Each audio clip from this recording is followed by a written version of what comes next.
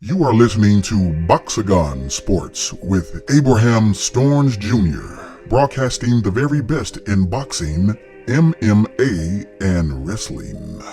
Don't forget to like, subscribe, and share. Alright guys, today we're going to talk about the great Kobe Bryant, who passed away on Sunday morning from a devastating helicopter crash.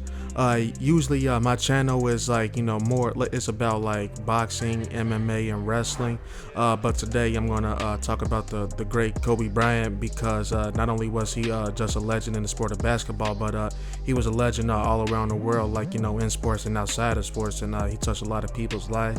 And it was unfortunate that he was taken from us at the age of 41, and the devastating helicopter crash that happened. And his daughter was also on board in the helicopter too. She was only 13 years old. She was following her dad's footsteps. She played basketball, and she was scoring a lot of points and making a name for herself. And she's Kobe Bryant's daughter, so obviously that was in her DNA was basketball. But she passed away too in the helicopter crash, which is very sad. We can only just pray for Kobe's wife and his 3 other daughters and his parents, everyone around the NBA world, all the owners, the commissioners, the Lakers organization, Magic Johnson, Rob Pelinka, and everyone involved in the Lakers organization and the NBA around the world. And so Kobe Bryant, was a great basketball player, drafted in 1996 in 1996 NBA draft, selected number 16th overall. He averaged 25 points a game, 5 rebounds per game, 4.7 assists per game. That was his career stats, and also a 44.7 field goal percentage as well. So Kobe Bryant was one of those players, every time you watched him, you knew you were going to be in for a good game, even if the Lakers lost. You knew Kobe Bryant was going to give 100% effort every time he played.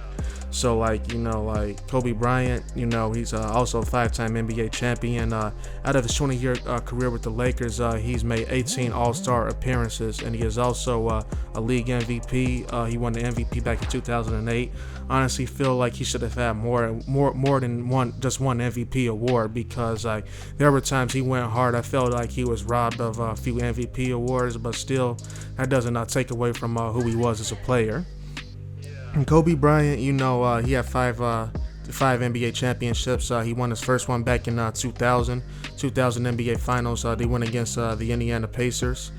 He teamed up, Shaquille O'Neal teamed up with him, and they both won that year. And they also end up having a three-peat. They won the next 2 years as well. They end up taking on the Philadelphia 76ers and New Jersey Nets. Those were a memorable three-peat. That was the first three-peat since Michael Jordan's last run with the Chicago Bulls in 96, 97, 98. And so the Lakers also had Phil Jackson, which is a very big part of their success within that first three-peat run. And so Kobe and Shaq, both of them are one of the best, most dominant duos in NBA history. So Kobe and Shaq, they were no joke. I remember playing NBA 2K, playing NBA 2K3 and 2K2. That was my favorite team to pick. Was the Lakers when they had Kobe and Shaq. They were kind of I would say similar to Michael Jordan, Scottie Pippen. There's a lot of great duos out there, but Kobe and Shaq was arguably the best duo in NBA history. And even after Shaquille O'Neal left and joined the Miami Heat, Kobe Bryant, he had a few players left after Shaquille O'Neal left. Derek Fisher left shortly, but ended up coming back in 2008. He also had Robert Horry shortly, but Robert Horry ended up joining the San Antonio Spurs. And Kobe Bryant just had a few rookies and guys who didn't have that much pro basketball experience. After Shaquille O'Neal departed from the Lakers, he had Luke Walton, he had Kwame Brown, he had Devin George and Smush Parker. So he had those guys, Even Lamar Odom, I forgot about him as well. He also came after Shaquille O'Neal left. Lamar Odom was a very good player. When he first came into the NBA, he started off with the Los Angeles Clippers, and he was also a very good asset to Kobe Bryant in the 2005-2006 years. And speaking of those years, I remember Kobe Bryant also had the second highest scoring NBA game in history, right next to Will Chamberlain. He scored 81 points against the Raptors back in 2005. I remember watching the highlights of that game. I didn't see the whole game live, but I seen the highlights on ESPN later that night. Kobe Bryant, he was an absolute monster on the court that night. It's like everyone on the Raptors team that night looked like an amateur compared to Kobe. It was like Kobe's like, he just, he was feeling it that night. Like, only thing he can do was just score pretty much. And, he almost broke Will Chamberlain's record of 100 points. But Kobe Bryant, if he just had about 10 more minutes left in that basketball game, I can guarantee he would have had like about 100 points or maybe a little bit over that, because Kobe, I don't know what he ate or drunk that night, but he was an absolute monster. Yeah, but Kobe Bryant, like I said before, like he always goes hard. He always gives us his best every time he steps on the court. And after a couple of years, like in 2008. They end up getting Paul Gasol from Spain. When Paul Gasol was first drafted, he played for the Memphis Grizzlies. They ended up trading him, and they ended up getting Paul Gasol's brother, Marc Gasol, on the Grizzlies. So in the NBA draft, so Paul Gasol is, in my opinion, one of the most underrated players in NBA history. Like he was also one of Kobe's best teammates, and they were also like a very great duo.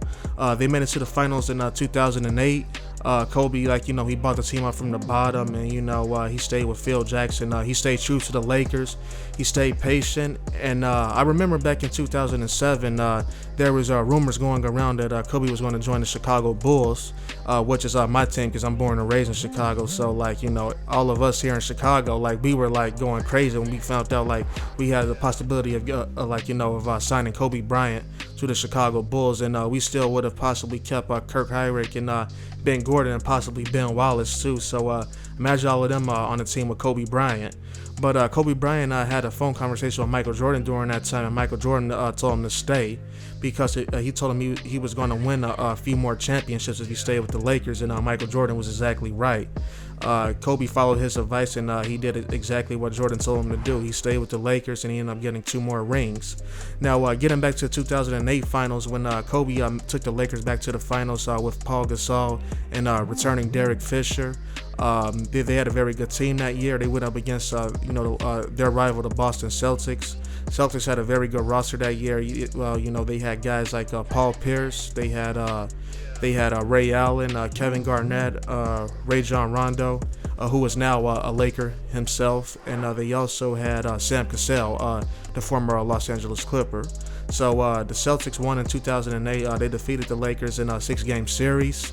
That was a very good series. The Celtics, they played hard that series, but Kobe Bryant showed that if he stuck with that team, he was going to, get a few more championships. And so they ended up making to the finals the next 2 following years after that. The next year after that, in 2009, they beat the Orlando Magic. It was the Magic's first time ever going to the finals. They had Dwight Howard that year. Dwight Howard, he was a monster that year, but the Lakers defeated them in a 5-game series, and Kobe won his 4th championship. And in 2010, a returning Kevin Garnett came back from injury, and so we saw the Lakers and Celtics again in 2010. So that 2010 series with the Lakers and Celtics, that was a very memorable series. Went 7 games. Kobe had a broken finger in that series, so and around game 6 or 7, he kind of showed he was kind of his shot wasn't the best, but he was still able to score points. He wasn't making that many threes as he usually did, but Kobe he still went hard in that series despite the broken finger. And the Lakers won the 7-game series, getting their redemption back on the Celtics, and one of the greatest series of all time in NBA history. And so in 2011, Kobe Bryant, he was showing some of his age a little bit. He was aging. He was slowing down a little bit. The Lakers still had a great year that year in 2011.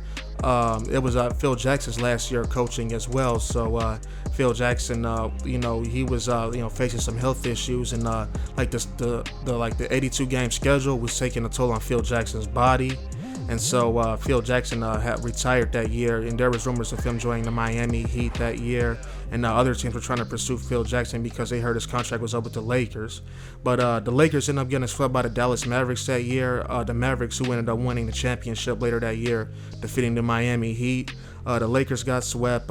It was Phil Jackson's last series till this day, coaching in professional basketball.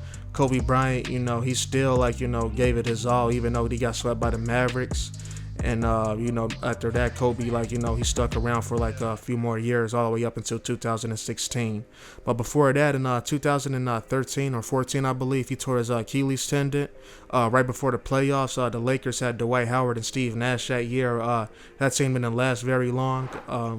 Kobe's suffered a very bad Achilles tendon. They asked Kobe, in an interview later that week, the reporter asked Kobe, they said, Kobe, you played through a lot of injuries throughout your career, and do you think you could play through this one? He said, no, I can't, because this one is really severe. I played through a lot, but this has to be the worst one I've suffered in my career. So Kobe took the rest of that season off. He missed the playoffs. He came back the following season, but it was very short. He only played a few games the following season after that. It was around the end of the season, I believe, when Kobe came back. And so he played again after that. In 2016, he had a poem called Dear Basketball. It was announcing his retirement from professional basketball. He retired that year. Pretty much every team that the Lakers played up against that year, they pretty much gave a standing ovation to Kobe before every game, because they knew he was a living legend, and he was very important to the sports world. So in Kobe's last game in 2016, they went up against the Utah Jazz. Similar to Michael Jordan's last game with the Bulls, he went against the Utah Jazz as well. So Kobe idolized Michael Jordan. So some of the things Kobe did were similar to Jordan. It was kind of a coincidence. But Kobe scored 60 points in his last game. Even with that torn Achilles tendon, most athletes, aren't the same when they get that type of injury. But Kobe scored 60 points. He was 22 after he made 22 field goals out of 50, and he still showed he wanted to give everyone a good show on his last game in NBA history. So Kobe, he retired after that game. He said it would be his last, and after that, we heard a few interviews from Kobe here and there. His daughter Gigi, he was helping coaching her in her basketball career and stuff like that.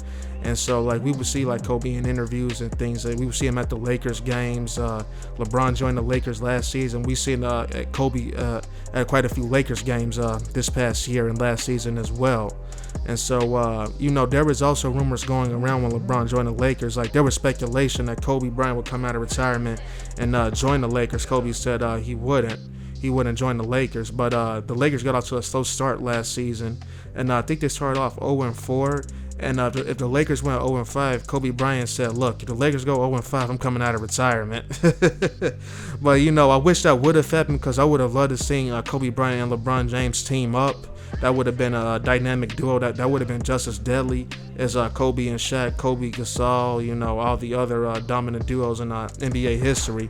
You trust me, if Kobe and LeBron team up, it would be not one, not two, not three. The list goes on and on and on. But Kobe Bryant, unfortunately, he was taken away from us this past Sunday, which is very sad and heartbreaking. It shocked the whole world, and even had the whole world silent. It's just everyone around the world, not even in sports. You got actors, musicians, rappers, everyone around the world, just showing their love to Kobe on social media and things like that. Even at the Grammys last night, it was just shocking, and it was a very unexpected moment.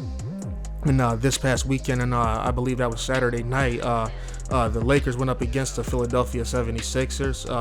The Lakers is Kobe's former team, and Philadelphia is Kobe's hometown. And the Philadelphia 76ers beat the Lakers, but that night the Lakers fell short. But LeBron ended up breaking Kobe's record of all-time scoring. All-time points, excuse me. Yeah, he ended up, breaking his record. And Kobe congratulated LeBron on Twitter and Instagram, about breaking his record. LeBron thanked him in the post on Twitter, and according to LeBron James, he even had a phone conversations that night. I'm not sure, what they said to each other, but they had a phone conversation, and the next day, Kobe around 9:30 a.m. in California, Kobe was taken away from us, in the plane crash, him and his daughter, and may they rest in peace, and the rest of the victims, the pilot. His daughter's Gigi had a teammate, and one of her parents, I believe, she passed away as well. So rest in peace to them all. Let's keep their family in prayer and things like that. And one thing we'll never forget Kobe Bryant for what he did, around the world, not just sports, but for what he did. He touched people's lives, and he made a very big impact, in the sports, inside the sports world and outside the sports world too. So that's one thing we'll definitely remember about Kobe Bryant, and his legacy and his career. All right, guys. So thank you all for tuning in. Leave a comment. Let me know what was your favorite memory of Kobe Bryant's career. Just leave a comment, press like, subscribe, and thank you all for tuning in. Thanks for listening to Boxagon Sports with Abraham Storns Jr., broadcasting the very best in boxing, MMA, and wrestling. Don't forget to like, subscribe, and share.